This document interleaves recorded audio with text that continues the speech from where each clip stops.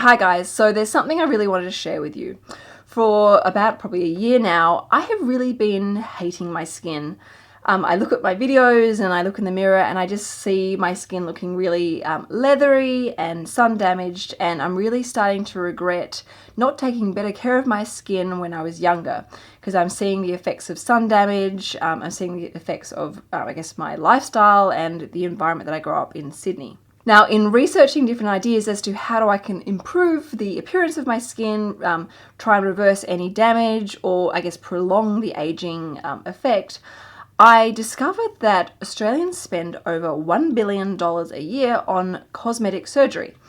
And then in researching that, I discovered there were hundreds of companies that were offering finance packages for people wanting to take up cosmetic surgery but couldn't afford it or had a bad credit rating. And that really disturbed me, because people should not be jeopardizing their finances for cosmetic surgery. And so I thought I would put together this video for you on my, I guess, financial advice around cosmetic treatment. Now, before I begin, I want to make sure I'm really clear in that I'm not opposed to cosmetic surgery in the slightest. Whilst I've personally never had any cosmetic surgery, I'm not opposed to saying, I would never say that I would never do it, because who knows what might happen. I've got plenty of friends and family members who have done various types of treatments, and I think it's been really beneficial for their confidence and self-esteem. However, most cosmetic surgery is quite expensive, and it is a form of investment in yourself, so you want to make sure you're making the right decision and you're doing the right things to, I guess, maximize the benefits of it and minimize any risks of that treatment, including financial risks. So my first recommendation is, do not make any impulsive decisions. You want to make sure that you are doing this for all the right reasons. You need to ask yourself, why am I thinking about having this treatment? What issues am I trying to fix? Do I really need this particular treatment? Am I doing this treatment for myself? You should be able to answer all of those questions without any hesitation and feel confident in your answers. The second recommendation is to do your research. Research different doctors. Ask for referrals from people you know that have gone through that particular treatment or experience. Compare all the prices. And remember that just because one doctor is the cheapest or one doctor is the most expensive doesn't necessarily mean they're the best or the worst. Ask lots of questions. Ask the doctors for their credentials. Ask the doctors how many times have they performed that treatment. Ask the doctor what's the typical type of results that they should expect. Make sure you understand all the risks that are involved. Recommendation 3 is know the real true cost. Yes, you might look up online and see that a certain treatment, say, costs $8,000. However, you want to make sure exactly what does that include. Often there'll be initial appointments. There might be some particular blood tests or research that needs to be done. There might be obviously anaesthetist fees, hospital fees.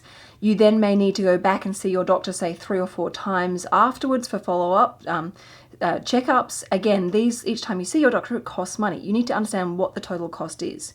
You also need to factor in any sort of maintenance costs that are involved.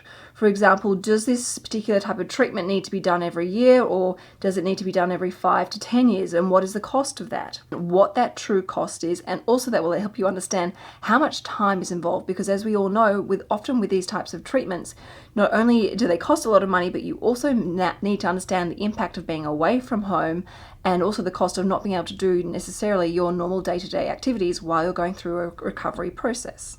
Once you understand the true upfront cost of that particular treatment, as well as the ongoing cost of that treatment, make sure you factor it into your budget so that you know that you can afford it. My fourth recommendation for financial advice around cosmetic surgery, and that is to save up for your treatment. If at all possible, try and avoid taking out finance to pay for cosmetic treatment. Save up before you actually do it. A lot of those financial packages, from what I could see, were incredibly expensive, came with lots of conditions and rules and regulations, as well as lots of fees to maintain it. This could be a nasty trap where you end up having to take years to actually pay off your surgery. You do not want to let that damage your long-term financial future. So even if it means following along with a $1,000 project to help pay for your treatment, try and pay for your treatment upfront in cash so that it doesn't create any financial stress in your life. My final tip for anyone considering cosmetic surgery from a financial perspective, and that is to walk away from anyone that puts any pressure on you, particularly with special promotions on prices and times. opportunities like that will come up again. You want to make sure that you are ready to make that decision. You understand all the risks, you understand the benefits, and it's going to actually help you in what you're trying to overcome. Cosmetic surgery is a big decision, it's an expensive decision, and you want to make sure it comes with no regrets. If you're interested to find out what I have done to my face, and I don't know if you can see up close, I've got all these little pigmentation spots which hopefully will drop off, and this lovely looking sore happening over here. I'm actually going to be putting up a blog post on the Sugar Mama website under the beauty section in a couple of weeks. I will let you know once that goes live through notifying you guys on my Instagram account. So if you're not following me on Instagram, make sure you add me on after this video. But I will be giving you, I guess, my verdict as to how much it cost, how much downtime there was, the pain involved, and whether I'm happy enough with the results. So I guess I'll be telling you whether this treatment was worth the investment. Anyway, I hope you're having a great week. If you haven't already, please make sure you subscribe.